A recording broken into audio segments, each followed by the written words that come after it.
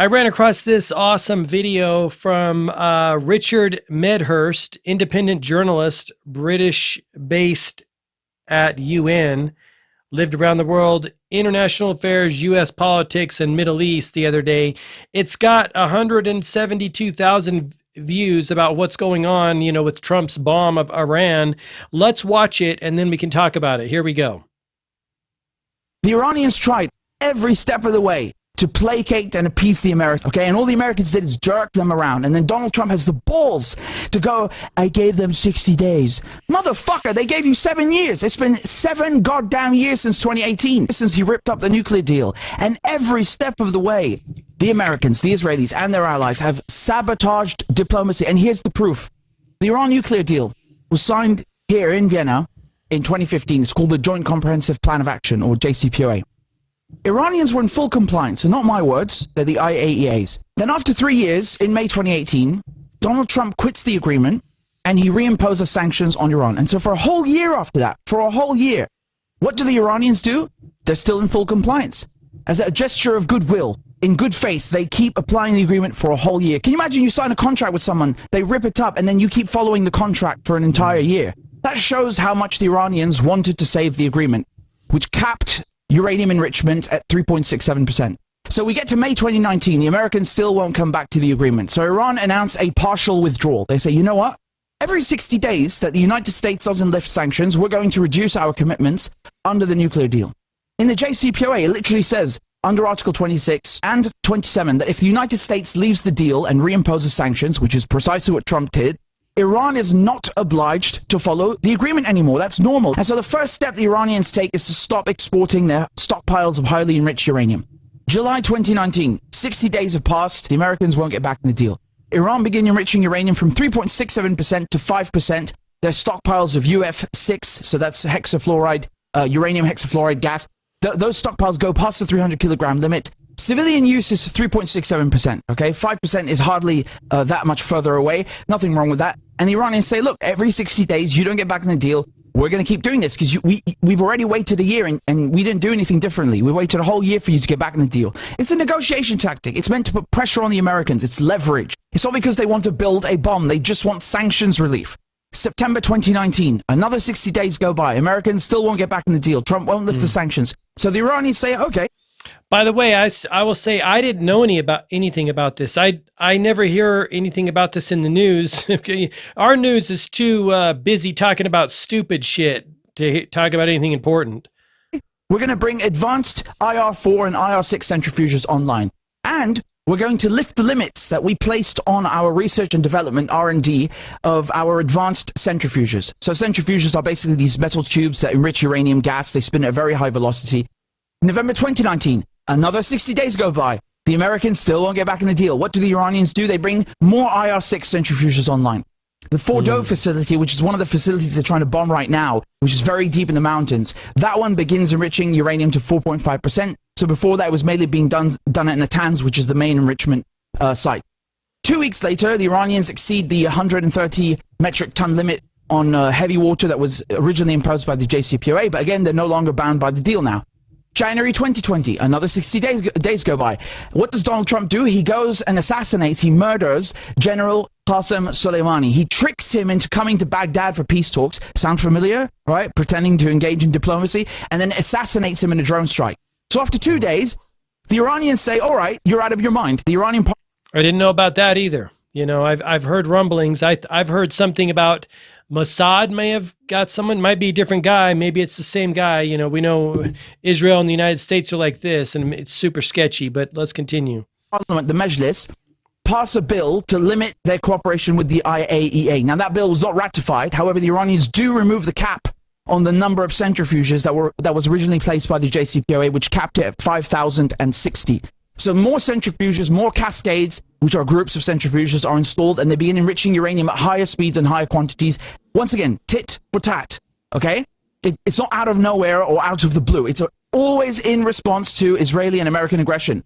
July 2020, Israel bombs the Natanz nuclear facility. They sabotage it with explosives. November 2020, Mohsen Fakhrizadeh, who's considered the head of Iran's nuclear program, assassinated outside of Tehran by Israel with Donald Trump's blessing. The Iranians say, okay, you know what? Screw. That might be the guy I was thinking about. I didn't know there was two in play. It's crazy.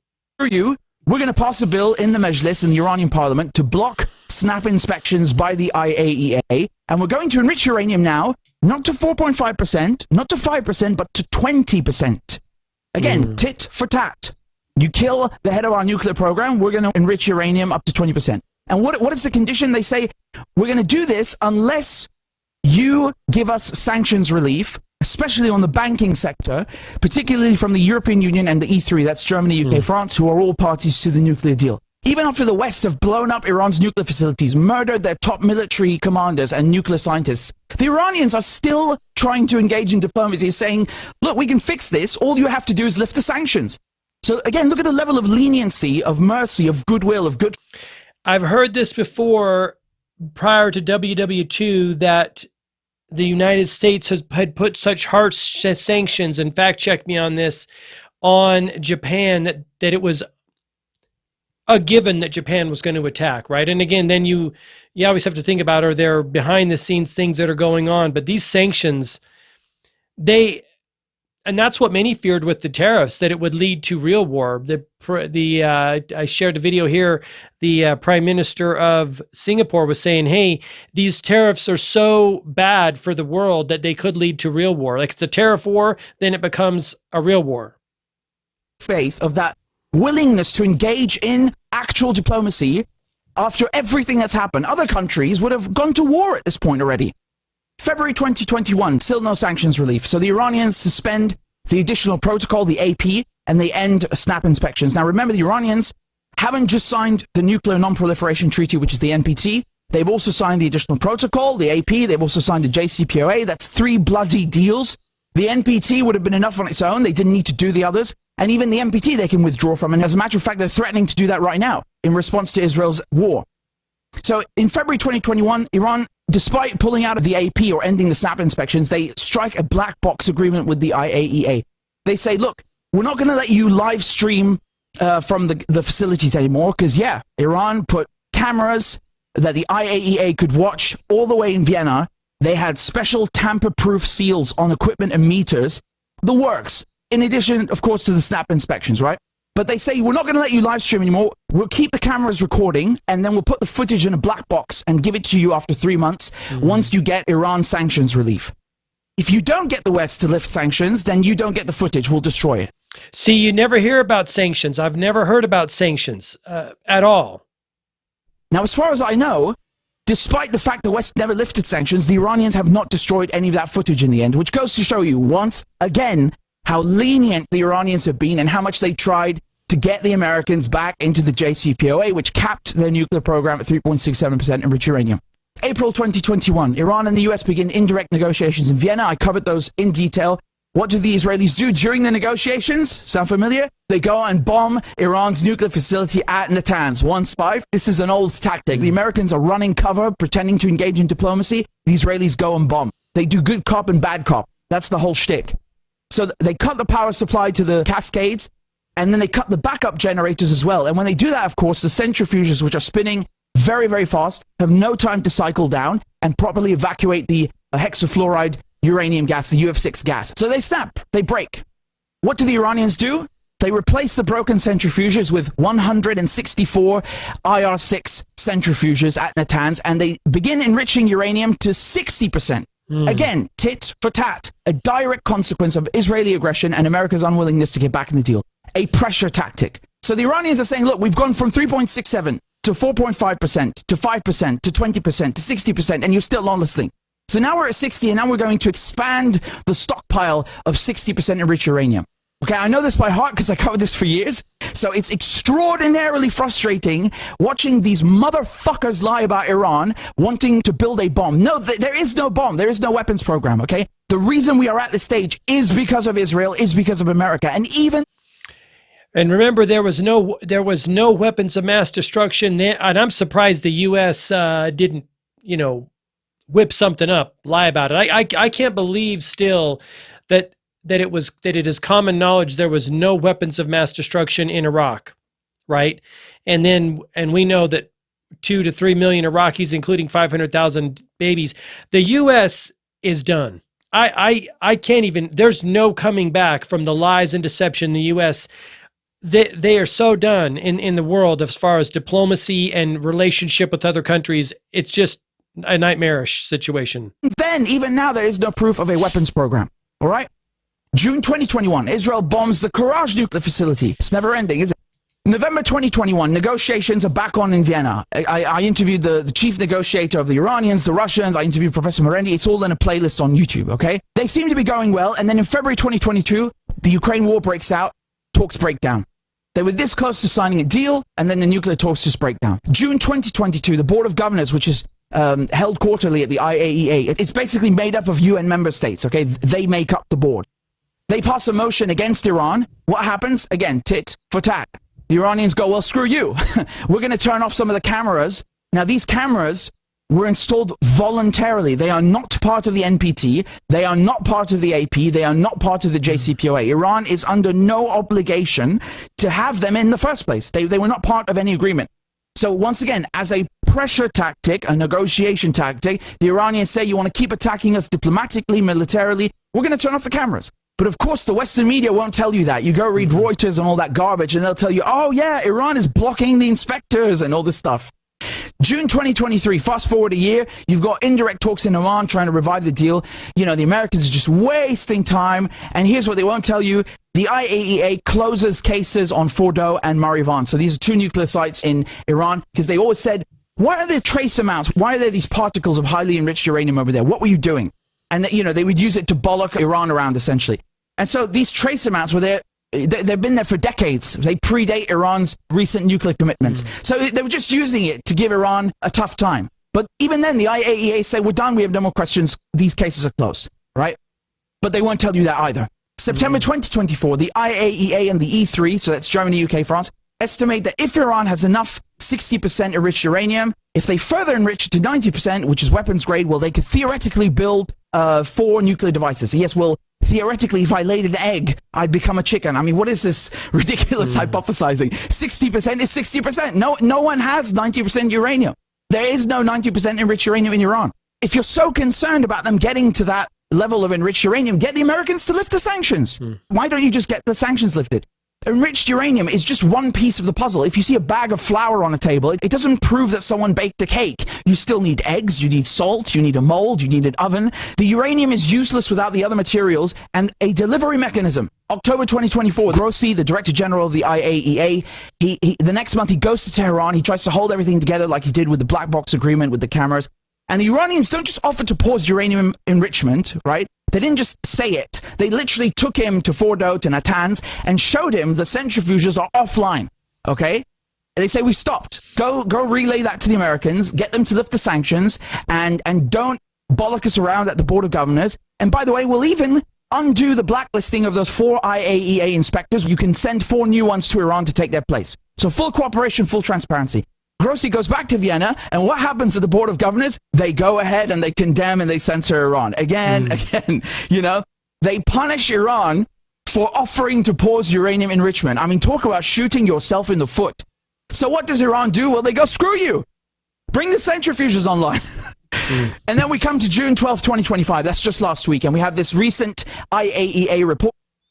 Okay, so June of 2025. So probably maybe before the let's see if it says here. I'm the only independent journalist to cover Iran nuclear deal in Vienna and the IAEA UN. This is the full story about Iran's nuclear program and who sabotaged diplomacy. No more lies by Trump, Netanyahu, and Piers Morgan. What I was going to say is this makes sense because, you know, it's kind of on a country scale, right? Where let's say we all know this. Whenever countries take away the weapons and guns of their citizens, bad things have tended to happen to those citizens historically. So people of the country are like, you know, screw you, we're not giving up the things. You can't trust governments, and you can't trust some governments more than others. And I don't know if people don't know that by now, or they've forgotten, but every time people forget, they're reminded very quickly. Let's continue. where for the first time in 2 decades, they say Iran has reneged on its commitments, not under the JCPOA, but rather under the NPT, which is the Nuclear Non-Proliferation Treaty, which of course Israel has never signed. Then Israel go to work and start bombing Iran as if they don't have nuclear weapons of their own, and they aren't suspected of committing a genocide, right? Apparently Iran is the big threat here. So I just wanted to summarize to show you how full of utter bullshit all of these motherfuckers are, from the IAEA to the UN to the US to the UK to France, Germany, Israel, acting like Iran is trying to build a nuclear bomb. There is no nuclear weapons program. They are lying, just like they lied about Iraq, like they lied about Syria. Iran tried every step of the way to limit, to go back to 3.67%, to get the United States back in the deal. They just wanted sanctions relief. They negotiated with Obama, with Trump, with Biden, again with Trump. For 7 years, all they wanted is sanctions relief. They did it under the so-called hardliners. They did it under the so-called reformists. They never changed their position. It was just a pressure tactic. They don't have a nuclear weapons program. A nuclear program, a civilian nuclear program, yes, it's necessary to build a nuclear bomb, but it's not proof of a nuclear weapons program. If you want nuclear power, you need a nuclear program, and they have a right to that civilian nuclear program under the NPT. People will say Iran has a lot of gas, and what do they need that for? That's irrelevant. There is no evidence of a nuclear weapons program. Fucking period. They don't have one. Fucking period. The Iranians tried every step of the way to placate and appease the Americans, okay? And all the Americans did is jerk them around. And then Donald Trump has the balls to go, I gave them 60 days. Motherfucker, they gave you 7 years. It's been 7 goddamn years since 2018. They've been waiting for you for 7 fucking years because you ripped up the deal and threw your shit on the wall like a monkey. The nerve of this nut job. And that's what the media do. Reuters, BBC, Sky, all of these lying pieces, sacks of shit. All they do is manufacture consent for this war. They can't just give you an honest fucking breakdown like I did. They can't do that. It just doesn't compute. They have to be dishonest. They have to lie. They have to obfuscate. And in the last couple of days, by the way, we've seen the Iranians release these files claiming the Director General of the IAEA, Grossi, has been working with Israel. Now, I saw 6 documents. I didn't find any others. I translated them and I couldn't really see anything conclusive. But I'll say this. Just the fact that the IAEA has allowed the Board of Governors and allowed this witch hunt against Iran to go on for so long, that by itself has de facto manufactured consent for this war against Iran. Okay? That's probably done more damage than anything else. Because, by the way, if they want information from the Director General, I can tell you from first-hand sources that they have bugged the Director General and the previous one enough times to get any info they need. So whether he cooperates or not, it's frankly irrelevant. Okay? It's this manufacturing of consent, this boogeyman image about Iran that, they might have a bomb, they're not following their commitments, like as if they left the deal. No. The Americans left the deal, period. You should be condemning the Israelis for bombing numerous Iranian nuclear sites for a decade now, period. Do you know, by the way, that there's alpha particle contamination right now in the Natanz facility because of Israel's bombing? Now, obviously, that's not as bad as having gamma particles all over the place, thankfully. But where is the condemnation by the IAEA, by the Director General against Israel and America for attacking Iran with the Stuxnet virus, for assassinating nuclear scientists, for supplying the bombs for Israel to attack numerous Iranian nuclear sites just in the last week, never mind the last 10 years? Where is the Iranians tried every step of the way? There you go, my friends. I don't doubt it. The more I learn about Israel and their tactics and their shady behavior, like it took me probably all of a handful of hours to arrive to the conclusion that they are completely problematic in the Middle East. And it doesn't surprise me, given the fact that I firmly believe what Ronald Reagan told us in the 80s, governments don't solve problems, they create them. The British government sends them down there, lets them have their, gives the Zionists the land, knowing it would be a hotbed. Either they didn't know or they're stupid, whatever, Anyway, wild times. There you go. I wanted to share that with you. Again, that guy's name is Richard Medhurst. Fantastic. Opened my eyes. Let me know what you think in the comment section down below. If you are so inclined and you want to share this, you can, again, I'll put the link down there. You can feel free to do it. I'll put the link in the description down below. There you go. Right now, more than ever, I want to invite you to check out One Life, which is the system for knowing yourself and doing your mission in the world. Right now, more than ever, it is vitally important that everyone be on their purpose, whatever that may be. Are you a chef? Are you a designer? Are you a healer? Are you a doctor? Are you a builder? Whatever you are, now more than ever, it's important to do that and help raise humanity from the shitty situation that we find ourselves currently in. It won't be like this forever. We're going through it right now, but things are going to turn up. I have a feeling, because as bad as it gets, that's how good it's going to get as well, too. So thanks for watching. You can learn more at thisismyonelife.com. I appreciate you. Until next time, I wish you all the best health, wealth, and success. Bye-bye.